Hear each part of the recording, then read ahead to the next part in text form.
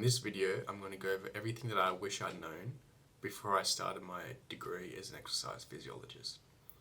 Now at uni, the most things you're going to learn about are science and kind of the pathophysiology or the understanding of different health conditions.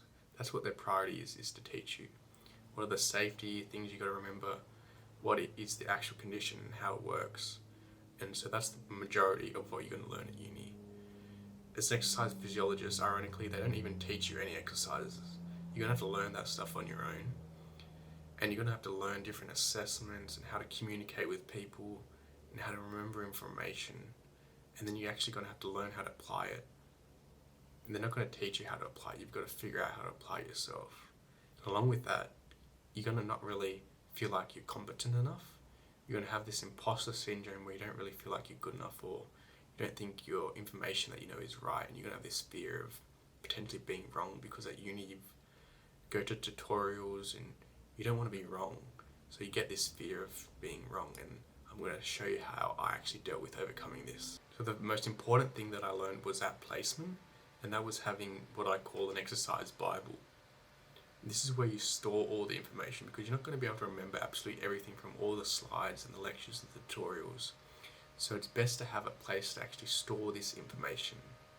And so when I was at placement, one of the supervisors recommended I create like an exercise list, an exercise library, where, you know, for your feet or your legs or your hip, your shoulders, your chest and back, you write different exercises for each body part.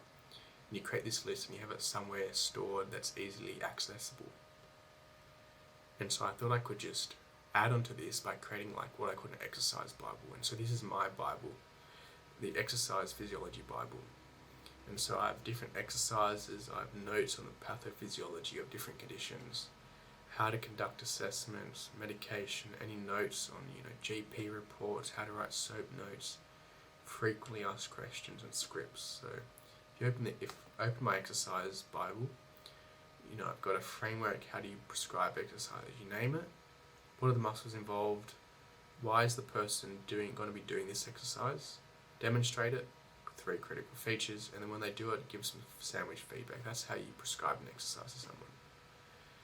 And then you can have things like balance exercises. So I have simple balance exercise like a semi-tandem, then you can progress to a tandem, then add objects and cognitive tasks. You've got different things like having your feet together, single leg, and reactive balance. So you kind of have simple exercise I'm going to start with, and then some progressions. You can do this for aerobic as well. I've got a list of different types of aerobic exercise you could potentially prescribe someone. Same thing for strength. You have different strength exercise for different body parts. Stretching, I don't think I've added too much for stretching yet, but I've got lower body, torso, arms and neck. And then older adults, you've got lower and upper body things, because potentially they're a bit more physically restricted, so there's less exercise for them you can do. So really trying to build out an exercise library, so you don't really have to think of everything. And so uni's not going to give you this. You're going to have to do your own research, try things at the gym, go for runs, do aerobic balance, try some stretching as well. You've got to just try different things and add them here, somewhere you can remember them, somewhere where you've got quick access so you don't have to remember everything.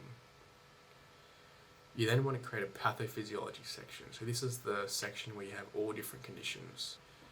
It's the main category ESSA splits things into is like cancer, cardiovascular, chronic fatigue, chronic pain, COVID, mental health, metabolic, musculoskeletal, neurological, respiratory, immunological, and women's health. And so we create some sort of header and then add all the different categories.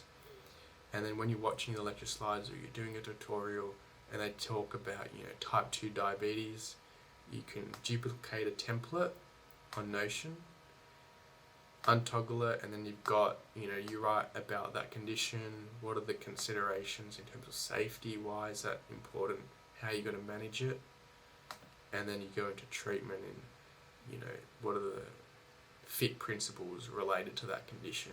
So say you're learning about type 2 diabetes, you're going to create a duplicate of this template, add some considerations, and how you treat this using the fit principles. Once you've done that, then you can drag it to what categories it is in. So type 2 diabetes would be in like metabolic. So if I've already got type 2 diabetes, but you can have type 1, type 2, chronic kidney disease, and each one I've got some information about it, how you classify it. Some conditions like blood pressure, there's different classifications, and kidney disease as well. So diabetes is classified using type 1, type 2 based off their blood glucose levels. Then you've got considerations. What are some safety considerations? So like hypoglycemia,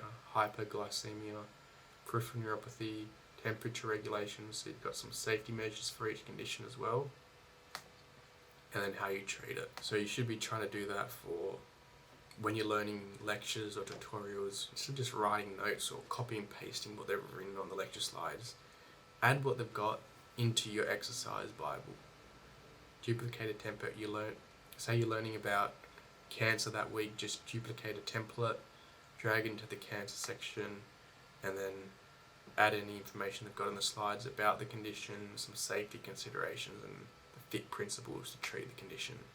So if you're doing that and you're adding this consistently, instead of just writing lectures out and downloading the slides and not really remember anything, if you're adding to your exercise Bible consistently each week when you're watching the lectures and doing the tutorials, you're really going to be ahead of everyone else by a long mile. I wish I'd known this when I started. And then you've got your assessments. Potentially UNI will give you some assessments like doing a manual muscle test, things like that. VO2 max they teach you, but really you're going to have to add this yourself. Doing a rep max manual muscle test, a 30-second sit-to stands, arm curl, grip strength. And so when you're in your assessment section, it should be broken down into what's the goal of the assessment, how do you do it, and then like what are the norms or how you're going to interpret the data. So for instance, we've got a 30-second sit to stand. The goal is to test length strength in older adults. We're going to do this by completing as many full sit to stands as possible within 30 seconds. And then interpretation. Depends on the age and what gender, you can have the norms. And so you're going to be doing this for strength assessments, balance assessments, cardiovascular assessments. There's also some neurological assessments depending on different conditions that they recommend. Return to sport or return to running, this is usually for physios. If you're in that sort of space, having return to running and return to sports for athletes is important. Then you've got anthropometry, waist, BMI, ankle brachial index, and this is super important as well. You've got to have your blood pressure and make sure you know what their blood pressure is, and then categorize their blood pressure stage. So you've got to understand, once you measure someone's blood pressure, what does that mean? If they've got high blood pressure, hypertension, if it's just a normal blood pressure, what is their blood pressure? Same thing for T-scores. If they're osteopenia or osteoporosis, you've got to know what category they're in. And also blood glucose, if they're type 1 diabetic, type 2 diabetic, what are the actual cutoff ranges for classification? And then also exercise cutoffs for blood glucose. So you've got to know your ketones as well for type 2 and type 1 diabetes. Same thing for blood pressure. There's also exercise cutoffs for blood pressure. You've got to know that as well. You should know your cholesterol, spirometry. Just research these things. Understand asthma and asthma attacks, spirometry values. What do they mean? And then what do the results mean as well? Having somewhere to store that information just makes your life so much easier when you're doing an assignment. You don't have to research all these PubMed articles to find the right information. You've found it on the lecture slides or the tutorials, and you just put it here and you just Control-C and find it pretty easily. So this just saves so much time. Also got to include questionnaires as well. It makes your life so much easier if you've just got a park queue and you can just have, what it's for, you can click it, and then you've got access to the questionnaire, and you can just fill it out if you've got a client. This makes your life so much easier, and you know what the actual interpretation is of the questionnaire. Once you've gone and done that, and you've got all your assessments, you also want to add some information on medications as well. So This is a simple table I made. If you've got different beta blockers, nitrates, calcium channel blockers, diuretics, ACE inhibitors, what actual is their effect on heart rate and blood pressure? So you've got to know that if you're seeing a client and they're taking a specific medication, how that's going to affect the heart rate, because if you're measuring the heart rate and the client's got 40 BPM, you're probably going to freak out a bit, oh, this is so low, but if you understand they're on this medication and that affects heart rate, and you've got to actually use, RPE instead to measure their workloads. Once you've gone medications, you can also have some notes on different things like initial consultations, reassessments, how to write SOAP notes, GP reports is important, resistance training principles like 2 for 2 rules, things like that, 10RM practice, if you've got any case studies as well, different things like that you can just add notes on. And so my recommendation for you is Google Notion, create an account with your Google account, and then create a new page, and this should be Exercise Physiology Bible. Add your exercises. When you're doing lectures and tutorials, add any information related to conditions into pathophysiology section. Add an assessment section where you just do some research, add some questionnaires, add some strength, balance, aerobic assessments. What are the goals? What's the method? And how do you interpret the results? And just add some information on notes when you're going through placement or you're doing any courses that teach you about how to write SOAP notes, GP reports, anything like that. Just add that as well. A great resource to add actual information to your pathophysiology is this website called Exercise Medicine. Go to the resource section and go down to fact sheets. Scroll down, and literally every single condition you can think of, and say we go to type 2 diabetes, they've got a PDF you can access. They've got what's type 2 diabetes, how's it monitored, what's the benefits of exercise, types of exercise you could be doing, the fit principles, and some references as well. And they've got that for literally every condition, so you can just go into, if you're not sure about how to treat cancer or PCOS, what that is, or peripheral artery disease, you can just go here, click on the professional PDF. You can understand what it is, how it's diagnosed, why is exercise beneficial, and what type of exercise you can do with that sort of person. Get that information and put it in your pathophysiology section. Makes your life so much easier. You've got an exam, you don't want to read through all these PubMed articles or Mayo Clinic or Healthline, different resources like that. You don't really know if it's right or not.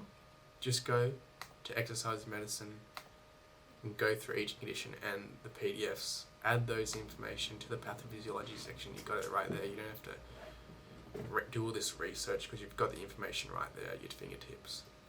Once you've added all that pathophysiology stuff, you can also research different medications on MIMS. This is a great website for understanding medications. So when you go on this website, you can just search any medication and then go to the CMI section, scroll down to, are there any side effects? And here you can kind of have a bit more information about different side effects for different medications. That's what I really look for. MIMS is a great website. Another one is EviQ. This is more for cancer. If you search any sort of cancer medication, just say search chemo, and it has a whole lot of medication for different things. So say someone's got endometrial type of cancer, taking this medication, you just click on it, scroll down, and you can go to things like side effects, and you can see short-term, early side effects and late onset side effects for different conditions, any interactions they have as well, and doses, any information you really need on cancer medications is going to be here. Now, one thing I really struggled with at placement was having imposter syndrome. You kind of go through the first few years of uni and you learn a lot of information, but it's not solidified because you haven't applied it a lot. And so when you go to placement and you think you know something but you don't really know it, and you get that imposter syndrome, you don't want to be wrong, so you don't really say much. And so what really helped me get over this was listening to experts. And so what I did is I kind of brainwashed myself by listening to EP podcasts with people that have been professional EPs for a while. And once you start really listening to these people every single day, you're listening to their podcast and you're absorbing the information. You also absorb their beliefs, their attitudes, their actions and thought processes they have towards their profession. And so you're surrounding yourself and you're adopting these beliefs and attitudes that they have, and you kind of become more confident as an EP because you're basically brainwashing yourself to believe you are a good EP because you're listening to these good EPs. And so the best podcasts that I've kind of listened to are the Honest EP podcast by Archie and Andrew. They've got heaps of 1 hour long podcasts that you can listen to. Things like go all the way to the start. They've got What Does Uni Not Teach You? How to find good mentors. What does a good clinician look like? How to stand out when applying for jobs. And so they've got great resources and things you can listen to actually develop yourself and become a better EP. Because these guys have been doing it for a while, they know what they're talking about. Listen to this at 2 times speed. You can get through 2-3 of these when you're at the gym or when you're driving to work or going to uni. Just listen to this podcast. Another great one is the EP Growth podcast. This guy was, I think, EP of the Year a couple of years ago, so he knows what he's talking about. They're a bit short episodes, so you can get through a lot more of these, but they're jam-packed with useful information and really helpful in terms of changing your mindset and your attitudes and belief toward being an EP, and builds that confidence because you're not going to know everything, but if you're listening to someone that knows a lot more than you, you can learn that information faster. And the thing is, uni doesn't teach you the beliefs you need to have about being an EP, but these people that are experienced and they've got the right beliefs because they've been successful, they're going to, just by listening and surrounding yourself with these people, you're going to adopt the same beliefs as them. If you're more interested in the business side of things, the Grow Your Clinic podcast by Clinic Mastery is really good in terms of understanding more about the business side of being an EP and running a clinic. And another thing that's really going to be helpful when you finish your degree and you're trying to stand out is having CPD points. So if you go on ESSA's website, they've got a professional development hub. So your CPD points are continual professional development points. So you're going to need these regardless when you're wanting to keep your accreditation. So what I did is I just went through this website and I just looked at things that I'm interested in, like athlete mental health, behavior change strategies in mental health, BPS and lower back pain, clinical reasoning, anything that stands out, just click it, learn more, register for it, and because you're a student, it's $16. This is like a course at uni costs $1,000. This costs $16. This is just a bargain. And then you can put it on your resume, and someone that's hiring for their job and they're looking at new EPs and they've seen an EP that's just graduated and they've already got CPD points, you're going to stand out a mile because everyone else, they're just doing what's required at uni to get the degree. But if you've shown initiative to spend your own money, $16 to get some CPD points, they're going to say this person actually wants to be an EP because they've done the extra work outside of uni to continually, improve their knowledge, refine their skills. So just spend that $16, spend $100 to get 6 or 7 courses. Just do them while you're at uni, and then you can add them to your resume, and you're going to stand out way more than anyone else because you've done the extra work to get some CPD points. So that's one thing a mentor recommended me to do. And the first job I applied for, I got a job interview because I had these CPD points on my resume. And another thing you want to do is, while you're at uni, is learning other skills outside of being an EP. So, and learning specifically business skills, so things like marketing or sales. And so I focused on doing marketing and learning about social media marketing, and I grew my TikTok to 37,000 followers. So I learned how to do social media marketing. So then you can put that on your resume and it makes you really stand out. You haven't just got those EP skills, but you've got the CPD points and you've got some business skills that can help a business or a clinic. You're going to make you really stand out because you've got these extra skills and you've actually applied yourself to develop areas in your career outside of being an EP that are going to transfer into being an EP. So if you're doing your exercise physiology degree, I really recommend you create that Notion document where you can create an exercise physiology Bible and store all that information that you're learning at uni, all the other information you learn outside of uni, like your exercise and assessments, anything, you store it in that page, and you've got easy access to it. It'll save so much time, you won't believe, and you'll be thankful you actually did it. After that, I'd really recommend listening to those podcasts and just brainwashing yourself with that information to build your self-esteem and confidence and get rid of that imposter syndrome. It really made a difference for me, getting rid of that imposter syndrome and building my confidence. And if you're struggling with that, it'll help with that.